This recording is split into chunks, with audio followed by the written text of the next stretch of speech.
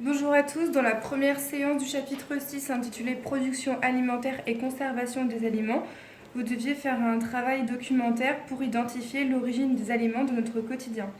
Donc vous aviez deux exemples d'exploitation agricole. Donc dans un premier temps, vous aviez l'exploitation céréalière de Michel.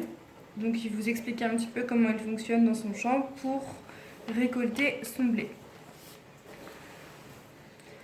Et vous aviez également l'exemple de l'exploitation de vaches laitières de Claire, qui était agricultrice depuis 15 ans.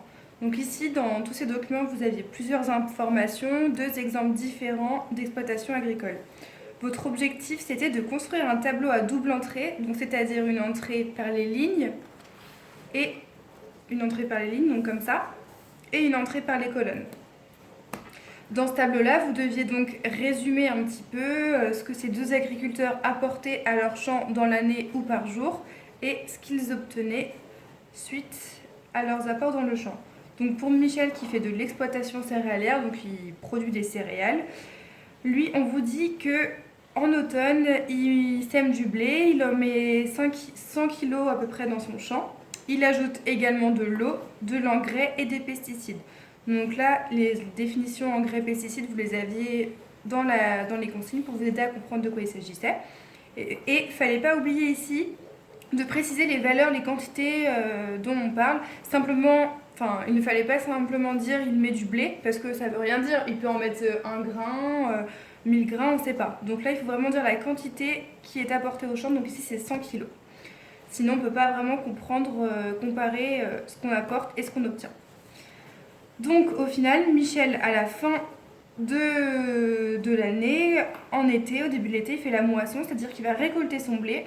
Et au début, souvenez-vous, il en a mis 100 kg.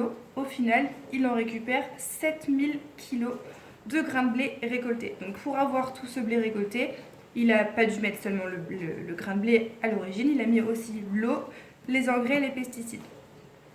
Ensuite, on a l'exemple de Claire avec les vaches laitières. Donc elle, par jour et par vache, elle fournit 80 kg de nourriture à ses vaches et 80 litres d'eau par jour à sa vache.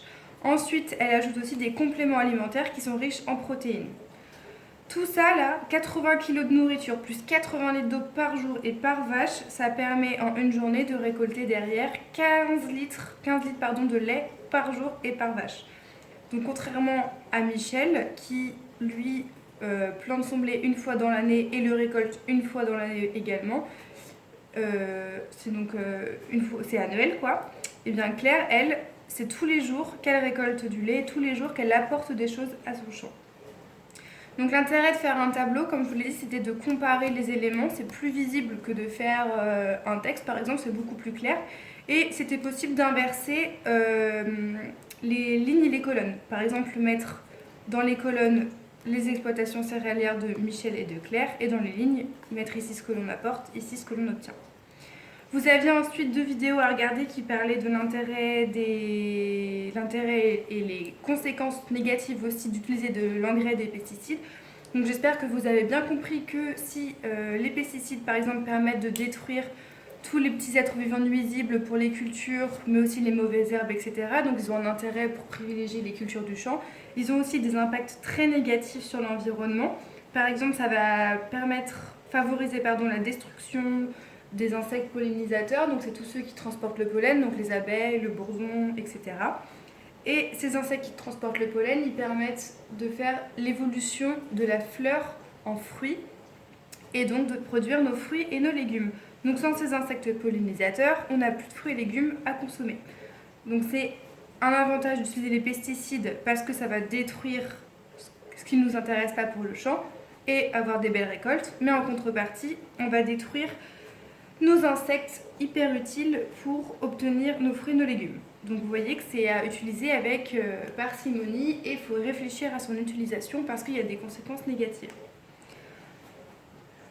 De la même façon, tous les pesticides sont aussi dangereux pour la santé parce qu'ils provoquent des maladies.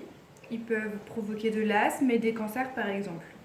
Donc c'est hyper important de privilégier des méthodes d'agriculture qui sont respectueuses de l'environnement, voire biologiques, pour garantir à l'environnement une bonne qualité, peu de risques pour l'environnement et également privilégier une bonne santé. Et enfin, vous aviez le petit bilan ici à recopier dans votre cahier où on vous demandait simplement dans le bilan, au final, c'était un peu de résumer l'origine des aliments. Donc on voit que les aliments à l'origine ils viennent d'exploitation agricole. Ça peut venir d'élevage, donc l'élevage comme les vaches laitières de Claire, on peut faire des œufs, du lait, de la viande, et aussi les cultures céréalières, les fruits, etc. Donc toutes ces pratiques agricoles, elles permettent évidemment de produire tous les aliments dont l'être humain a besoin, mais les agriculteurs utilisent très souvent des produits chimiques qui sont dangereux pour l'environnement, donc c'est le cas des pesticides.